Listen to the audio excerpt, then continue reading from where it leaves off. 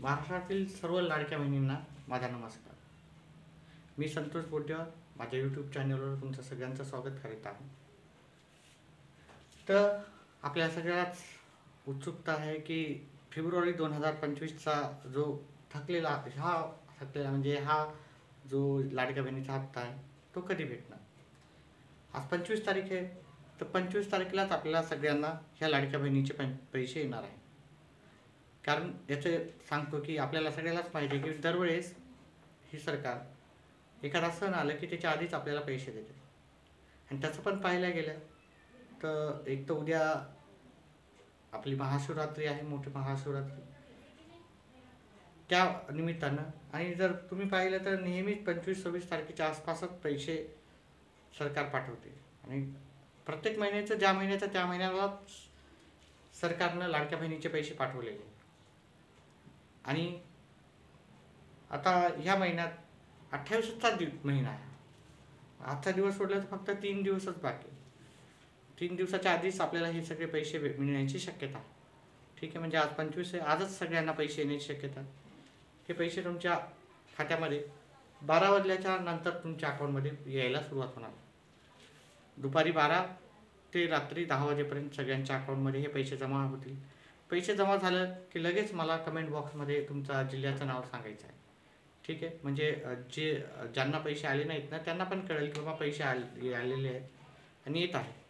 आणि काही तुम्हाला लाडक्या बहिणीबद्दल पात्र अपात्र त्याचं काही डाऊट असेल किंवा काय आपल्याला अपडेट्स करायचं आहे, त्याच्यासाठी जाणून घेण्यासाठी तुम्ही आपल्या चॅनेलला सबस्क्राईब करा. म्हणजे ज्या पण अपडेट्स असतील लाडक्या बहिणीच्या असो, काही योजना निघाल्या असो, कारण बऱ्याच योजना आता निघणार आहे महिलांसाठी, स्पेशली महिलांसाठी गव्हर्नमेंटनं बऱ्याच योजना आणल्या.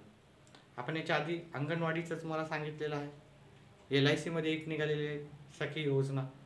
ठीक आहे, त्या आता योजना निघालेल्याच आहेत. पण भरपूर अशा योजना निघालेल्या आहेत ज्याच्यामध्ये घर बसल्या किंवा बाहेर पण जाऊन जर तुम्हाला जसं पण होते तुमच्या निवडीचे कामं तुम्हाला करता येतील.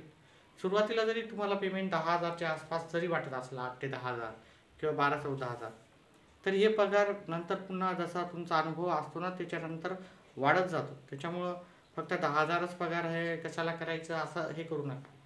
तुम्हाला माहीत असेल जे पण सरकारी नोकरीवर आहे त्यांच्या आधीच्या 10-15 वर्ष आधीच्या पगारी पहा.